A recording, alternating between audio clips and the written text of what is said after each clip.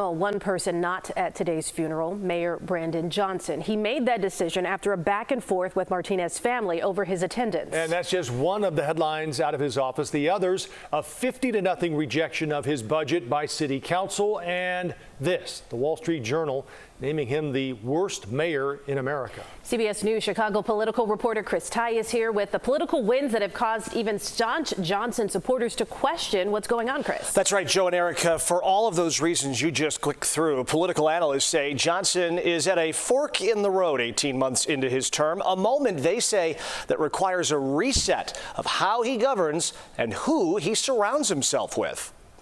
This is an inflection point. And it's a reflection point because he really needs to reflect on what he wants his legacy to be. What grade would you give? Probably give him a B-. That's Democratic political strategist Delmarie Cobb. The honeymoon is well over. There has to be some wins coming. If I have to give him a grade like a professor, I guess I'd be sitting at a C- or a D at this point. That is political science professor Stephen Maynard Caliendo. There is a trend that's happening here.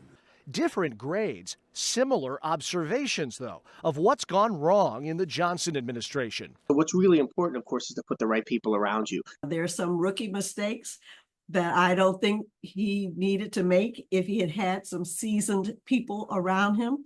Cobb points to the hasty replacement of school board members just days after mass resignations. You don't fire the school board or they leave on Friday and then on Monday you're announcing their replacements, and do a good thorough job of vetting the people who you're going to have replace them.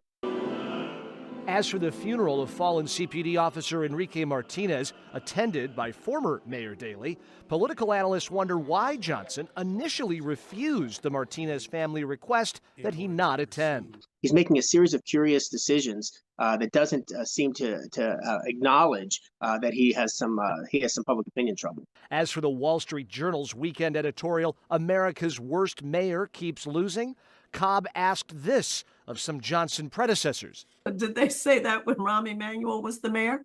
Did they say that when Daley was the mayor? No, they didn't say that.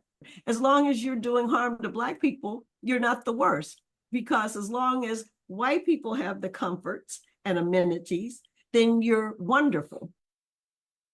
Cobb says of Johnson, he has done no harm.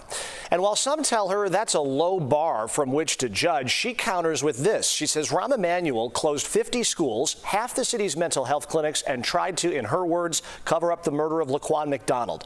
Mayor Daley, who you saw in our piece, she says disinvested in the Black community for 20 years, leading to the loss of 250,000 African Americans from the city since 2000.